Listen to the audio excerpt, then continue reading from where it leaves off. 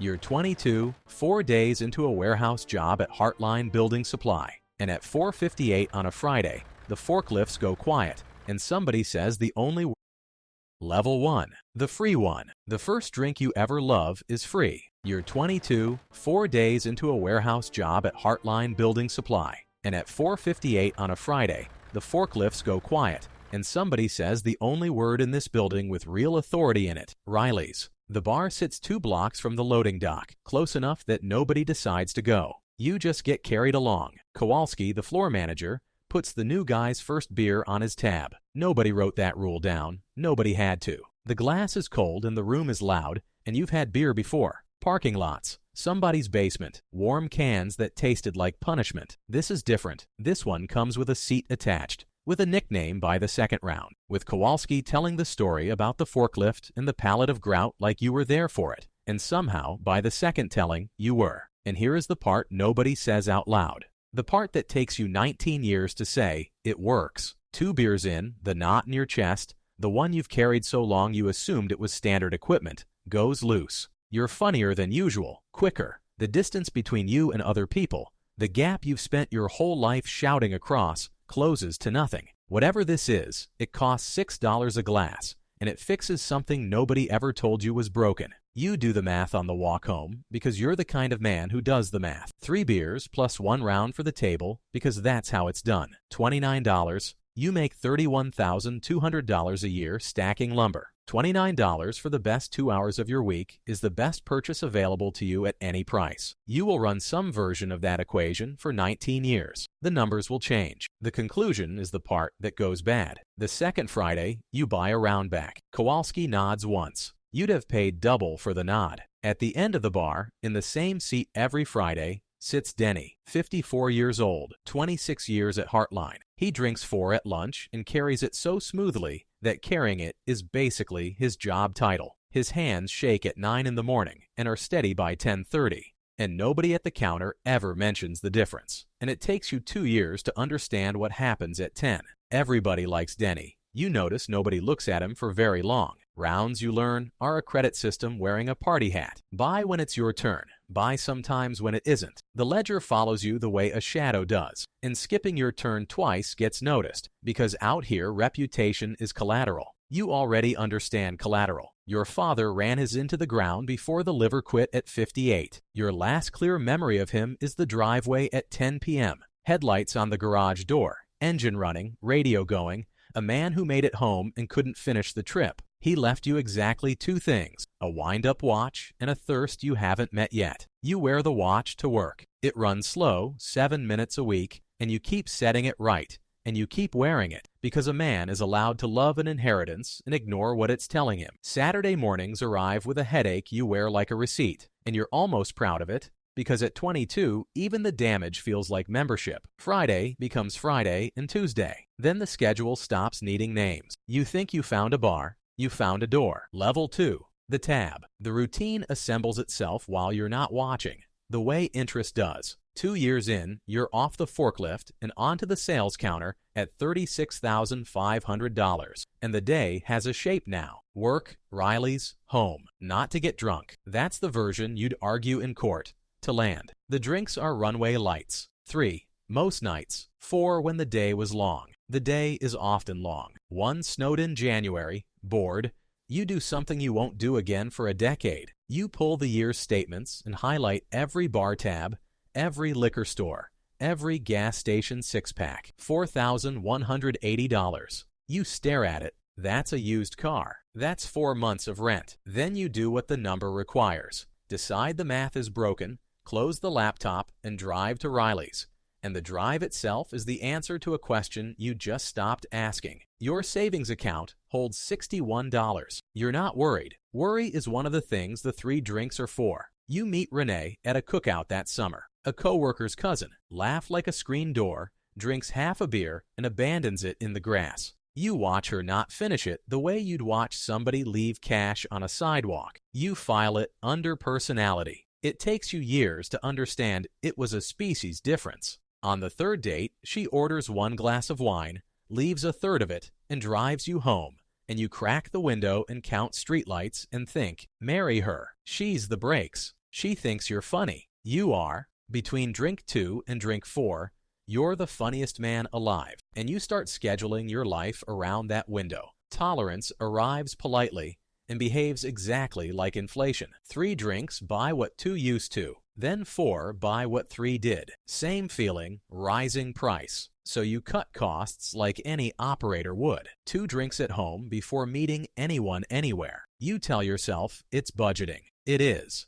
That's the problem. You've started running this like a business, and businesses grow. Gus at Corner Liquors starts reaching for your 12-pack while you're still crossing the lot. Friendly, efficient, a regular's privilege. Some part of you, well below the part that talks, understands you've just been entered into a system of record. Riley's runs a tab for regulars. Settle up on Fridays, and the first time your name goes on the clipboard behind the register, you feel something close to pride. You've been extended credit by a bar. It's the most honest loan you'll ever hold. At least this lender knows exactly what you're buying. Hangovers get a line item too. You call in sick twice in 1 quarter, unpaid, $290 a day, and spend both days promising the ceiling you'll cut back, and the promise holds until 4:58. Denny finds you at the counter one of those mornings, watches you sweat through a lumber order, and offers the only thing he'll ever say to you about any of it. Eat something before, not after. Then he pays for his lunch beers and goes back to work. It's good advice. That's the worst part. At this level, all the advice is about how to keep going. Renee moves in that fall, carrying boxes up the stairs. Hers rattle.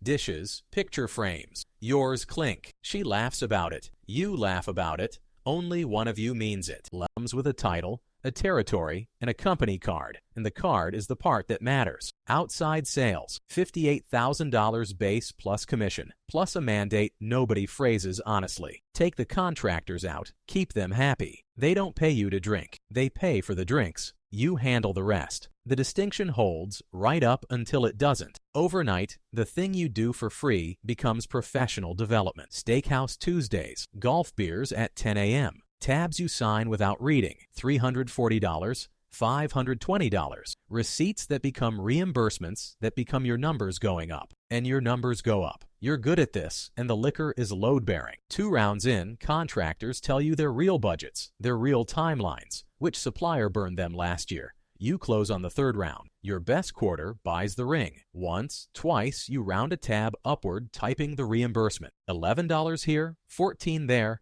nothing anyone audits. What you notice is how little it bothers you, and you file that away too. You marry Renee in October. Open bar.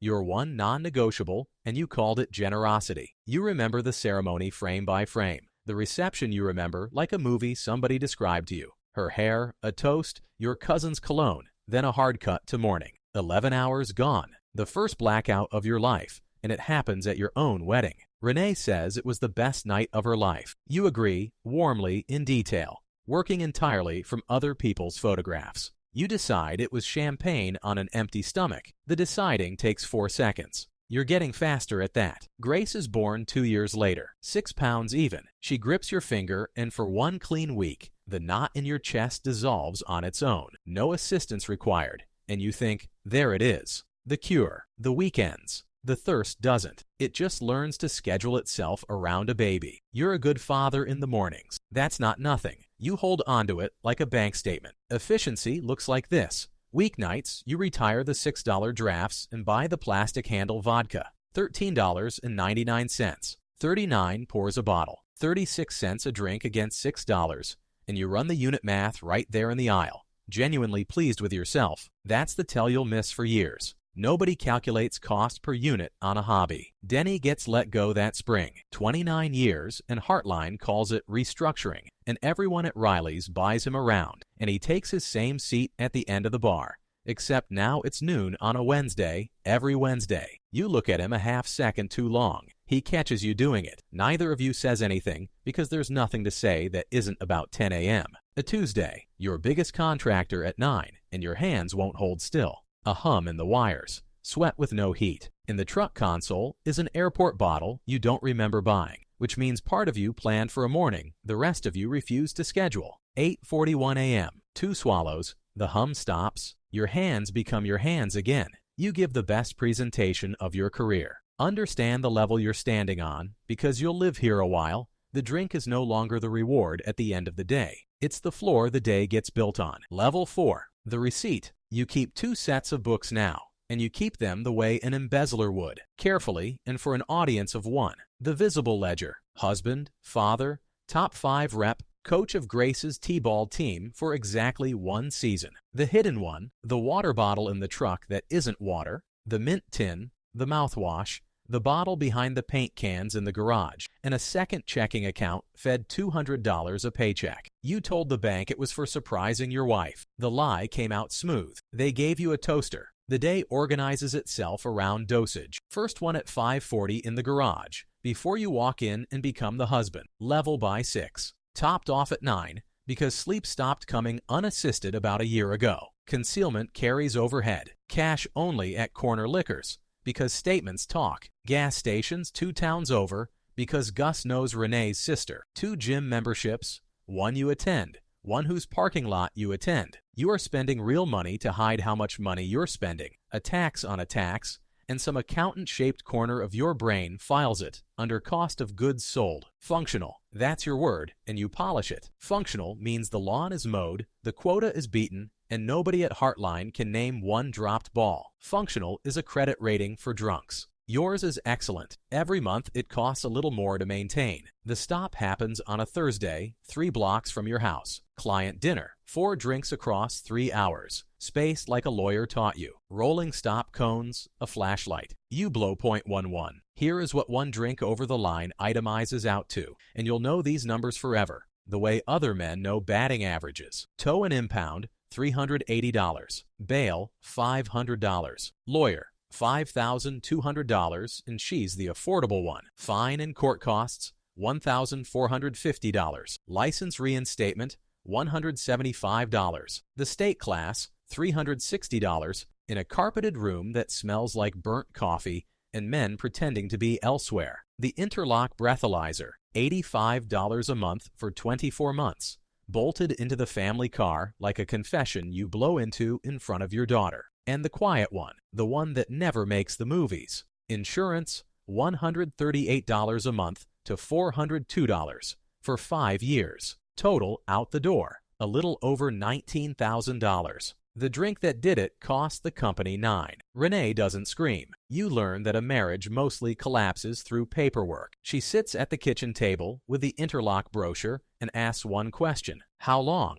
And you say, just lately. And she looks at you the way a bank looks at a forged signature. Not angry, recalculating. You quit for 31 days. White knuckles, no meetings, no help, willpower, and diet soda. Everyone says you look great. Day 32 is Kowalski's retirement party, and you have 1 beer, exactly 1 to prove a point. The relief isn't the alcohol. The relief is the surrender. Within a month, the bottle is back behind the paint cans, and you're better at all of it now. The spacing, the mints, the eyes. Grace draws the family in crayon for a school thing. Stick mother, stick father, stick dog you don't even own. And in your stick hand, there's a small brown bottle, drawn casual, drawn like a fact, the way kids draw glasses on the dad who wears glasses. Renee puts it on the refrigerator anyway. You take it down 2 days later and tell her the corner curled. It goes in your truck's glove box over the registration. It stays there for 11 years. The 2 of you have entered a new arrangement, unspoken and binding. She pretends not to know.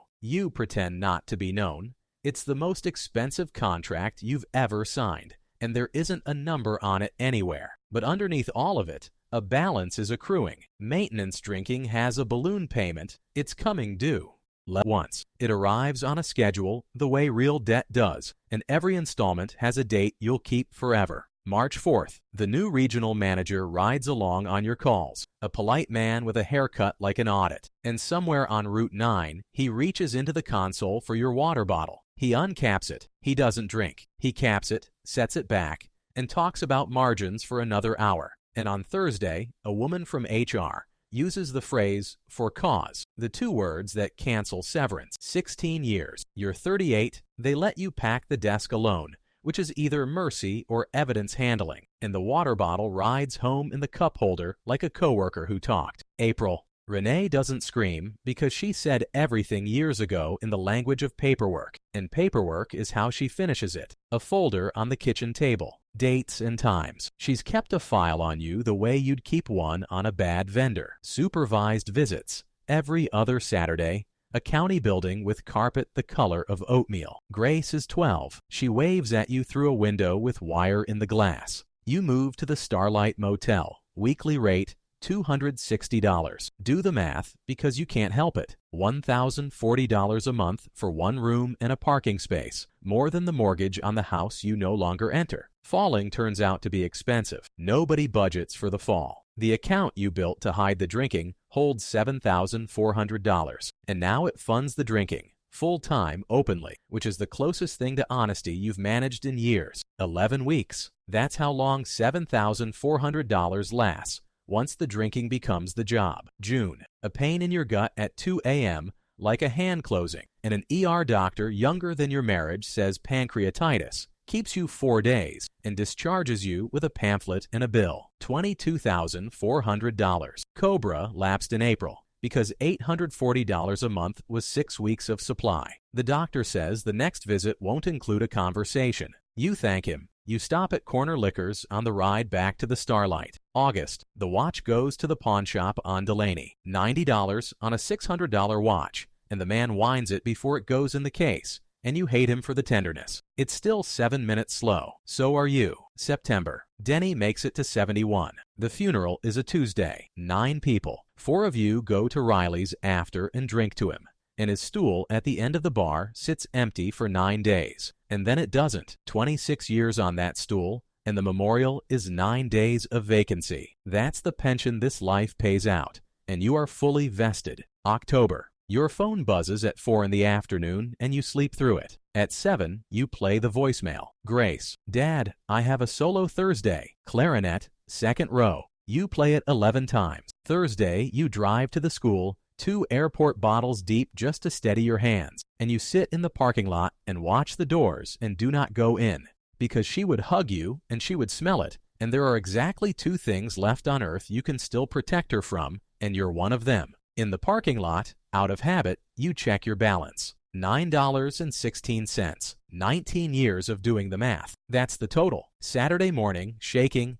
you dig the hospital pamphlet out from under the seat and dial the county number. Not because you believe in it, because $9.16 doesn't cover anything else. Level 6. One day or day 1. The first thing they do at County Detox is tell you not to be a hero. The intake nurse says it flat, like a fact of plumbing. Alcohol is one of the few drugs where quitting alone can kill you. Seizures. Worse, men try to white-knuckle it in motel rooms every week, and some never call anyone again. So there's a bed, something for the shaking, a check every 4 hours, and 5 days where your only job is to let your body renegotiate its chemistry under supervision. 5 days. Sliding scale. $180. You once spent that on a client lunch and padded it $11. You'll spend the rest of your life deciding whether this or the $6 beer was the most consequential purchase you ever made. And it isn't close. And it took 19 years to see the pricing. The meetings are in a church basement on 4th Street,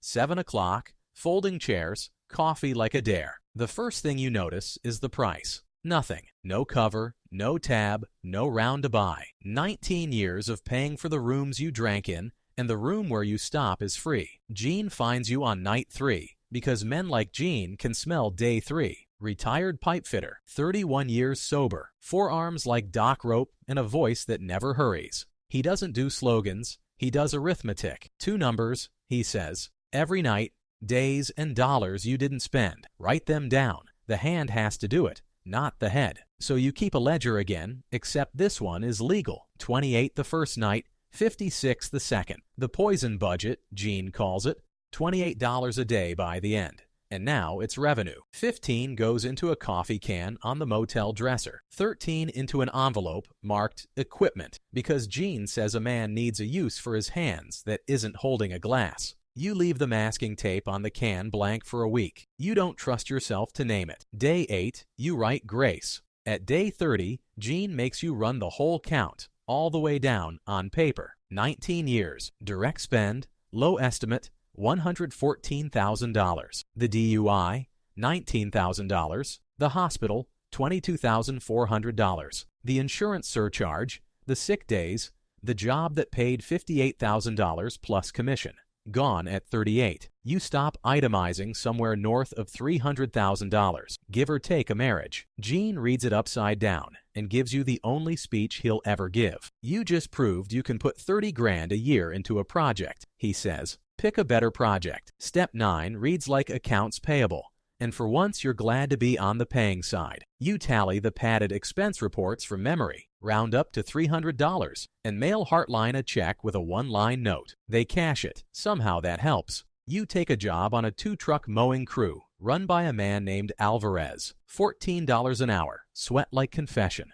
At 4:58, the trailers get loaded and everybody just goes home. The first few Fridays, you sit in your truck in the lot, engine off, learning what an evening is. You've counted things your whole life. Pours, minutes to level, cents per drink. Now you count days, and it's the first count you've ever run that compounds in your favor. 90 days. The chip is aluminum and weighs nothing. You would fight a man who tried to take it. Level 7. The rope buys a used commercial mower for $340 and a trailer for $900. And you spend a Saturday with a wire brush, cleaning somebody else's grass off the deck. And it's the best afternoon you've had in a decade. 6 lawns at $45. Then 11. You file the LLC on a Tuesday. $125. On the line marked business name, you write it without quite deciding to. Level ground lawn and snow. Level used to be a thing you drank your way to by 6 o'clock. Now it's a thing you cut into other people's yards. You never explain the name. The ones who need it figure it out. Your first commercial account is a strip mall on Delaney, and the anchor tenant is a law office you recognize because you once paid it $5,200. She remembers you. She doesn't say so, and neither do you. And the contract is $410 a month, and you show up like the mortgage depends on it because it does. Alvarez turns 63 that spring, and his knees vote to retire. And he sells you his second truck and his Tuesday route for $9,000, holding the note himself. $375 a month, no bank in the middle. You've seen this structure before. Take now, pay later, your name on the risk. Except the man holding your paper wants you to make it, and that turns out to be the entire difference between a trap and a ladder. Same instrument, different intent. You hire out of the basement on purpose. Not everybody, the ones doing the count. Leon, 11 months sober, shows up 20 minutes early for a month straight, then vanishes on a Thursday in October, and you know the shape of that vanishing from the inside. 2 weeks later, he calls from day 3, voice like gravel, and you tell him the trimmer is where he left it. He comes back, he stays. Some doors you keep open because you remember every one that's shut. Snow is the secret nobody tells the lawn guys. Grass pays for 8 months, and the plow pays for the other 4. And the first municipal lot contract, $2,200 a month, November through March, is what turns a season into a company. 3 years in, Renee lets Grace ride with you alone, and nobody says the word interlock. And the absence of that word is the biggest promotion of your life. You've stopped promising her things. You just show up. Showing up, it turns out, is the entire currency, and you're solvent in it for the first time. You walk back into the pawn shop on Delaney with $340 cash, which you notice is the exact price of your first mower. The spread between the $90 they gave you and the $340 to reclaim. It is the interest rate on shame, and you pay it without negotiating. The watch still runs 7 minutes slow. You still set it. Some inheritances you keep so you remember what they cost. The 5-year chip lands in June, the same month Grace graduates, and you sit in the second row of the auditorium, which is exactly where the clarinet solo happened without you. And when she finds your face in the crowd, you hold up the program like a receipt. 2 crews now, then 3. Payroll every Friday, on time, every time, because you remember what it does to a man when the money he's owed doesn't come. You used to build the day on a floor of vodka. Now the floor is payroll. It holds. Still ends the same way every night. 2 numbers written by hand. Day 5113. The other number stopped being about vodka a long time ago. Level Ground runs 6 crews out of a shop you own. 31 commercial accounts, the county lots, 2 school districts, $1.9 million a year in revenue. The accountant says, between the company, the building, and the accounts, You're worth a little over $2 million.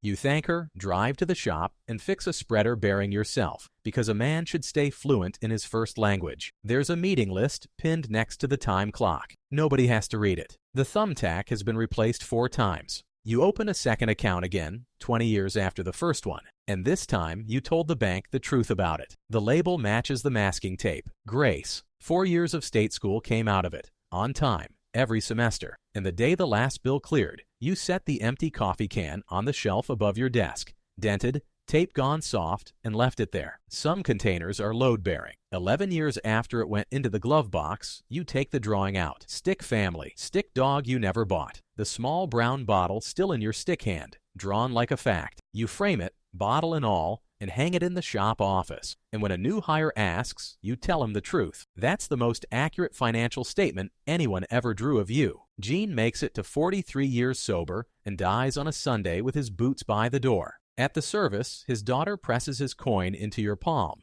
worn smooth on both faces. Renee remarried a man who bores you magnificently, and your gratitude for him has no floor. At Grace's wedding, the 3 of you stand in one photograph, and it doesn't hurt, and nobody else in the frame knows the exchange rate you paid to be there. There's an open bar. You hold club soda and lime, and here is the fortune nobody can see. Not one person in the room is watching you hold it. 14 years of Tuesdays bought you the right to be unremarkable at a party. It's the most expensive drink never poured. Riley's is still on its corner. You still know the smell from the sidewalk. You don't test it. Then it's a Friday in April, 4:58, and you're walking past a bar 2 towns over when the door swings open ahead of you, and out comes the sound, the exact sound, laughter with a shift whistle inside it, and you see them at the rail, a warehouse crew, vests still on, and a kid at the end of them, 22 maybe, hands in his pockets, standing half a step outside the circle the way you stand when you haven't been invited anywhere yet. An older man puts a beer in front of him and says something short, and the circle opens and the kid steps in. You know the temperature of that glass. You know the knot in his chest and the exact moment it will go loose.